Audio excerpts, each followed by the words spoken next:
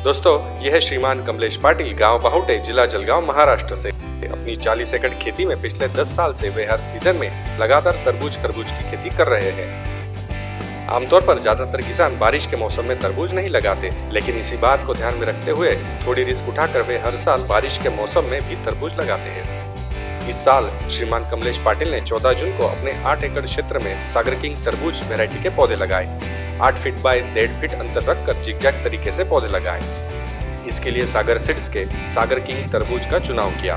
पानी देने के लिए टपक सिंचाई का भी प्रयोग किया। तरबूज की उपज बढ़ाने के लिए खेत में मधुमक्खी पालन भी किया और 60 दिन के बाद यह प्लॉट अब तरबूज के हार्वेस्टिंग के लिए तैयार है।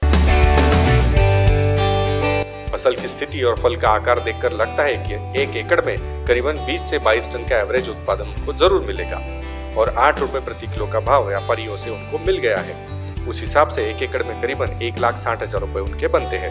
1 एकड़ का खर्चा 30,000 रुपए जोड़कर करीबन 1,30,000 रुपए शुद्ध मुनाफा उनको मिलने वाला है और कुल 8 एकड़ में बनने वाले हैं करीबन 10 लाख रुपए, और वो भी सिर्फ 60 दिन में। चलिए तो पूरे साल भर सागर किंग तरबूज फसल की पैदावार लेने वाले श्रीमान कमलेश पाटिल जी से अधिक जानकारी लेते हैं। आपसे अनुरोध है कि इस वीडियो को अंत तक जरूर देखें और साथ ही चैनल को सब्सक्राइब जरूर करें तथा बेल आइकॉन जरूर दबाएं और इस वीडियो को लाइक तथा शेयर जरूर करें। मेरा नाम कमलेश धर्मराज पाटिल, मुक्काम पोस्ट बाहुटे, तालुका पारोला, जिला जलगांव, महाराष्ट्र। ये जो अभी खेत है इसमें मैंने 8 एकड़ में सागर किंग वैरायटी लगाया है, सागर सीड्स का। ये वैरायटी मैंने 14 जून को लागन किया है खेत में, और जिस दिन लागन किया उसके 10 दिन पहले नर्सरी में 1000 एक एकड़ के हिसाब से पौधा तैयार कर लिया था, क्योंकि 4-5 दिन बाद जब जर्मिनेशन होता है तब अगर बीज अगर वहाँ पे लगाया है तो वो आगे पीछे हो जाता है। इसके लिए उसको 10 दिन पहले 1000 पौधा अगर तैयार कर लिया तो वो एक समान हो जाता है, जहाँ गैप होता है वहाँ वो 1000 पौधे लगा लिए। इसको मैंने 8 बाय 1.5 पे झिगजैग 2 लाइन लगाया है।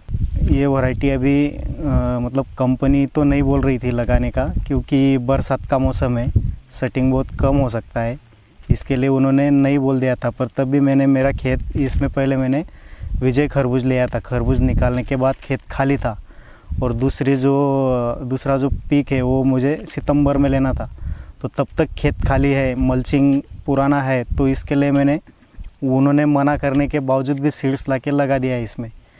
और उनके कहने के हिसाब से वो बोल रहे थे कि सेटिंग बहुत कम होगा, बरसात का मौसम है इसके लिए, पर मेरे हिसाब से इसमें सेटिंग बहुत अच्छा हुआ है। और अभी 55-56 दिन का प्लॉट हुआ है, वो हिसाब से अभी साइज़ भी बहुत अच्छा है।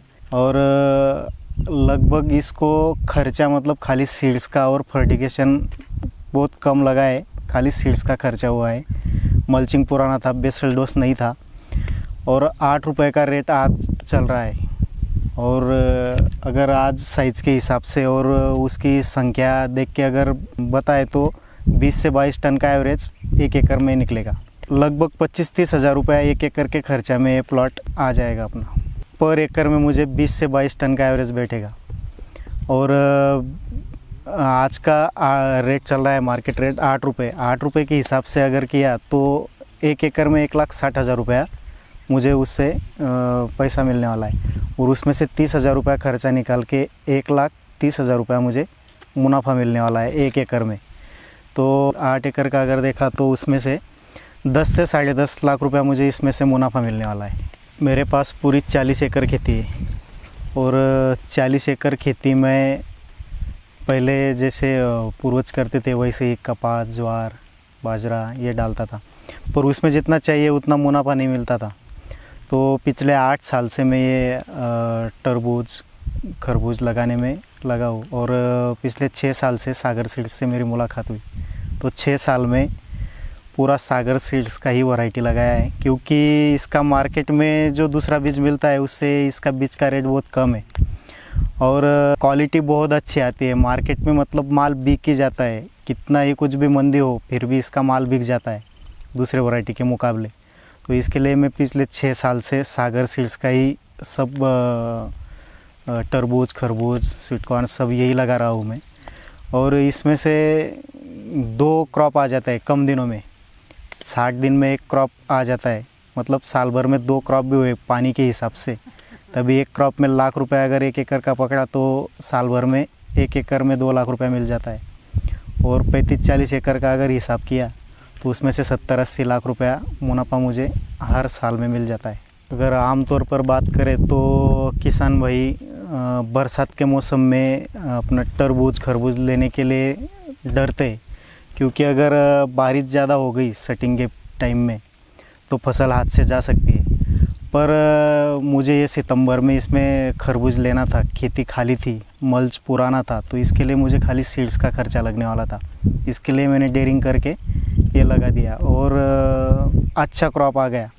मतलब अभी आज के हिसाब से 20-22 टन का एवरेज बैठ जाएगा और मुनाफा भी अच्छा मिल जाएगा मुझे। आज के समय में ये जो क्रॉप है अपना, ये क्रॉप के लिए पॉलिनेशन बहुत ज़रूरी होता है, और अगर पॉलिनेशन सही तरीके से नहीं हो तो फ्रूट की साइज़ नहीं आती है, संख्या कम हो जाती है। क्योंकि तरबूज और खरबूज ये क्रॉस पॉलिनेशन है, इसको क्रॉस पॉलिनेशन होता है, सेल्फ पॉलिनेशन नहीं है।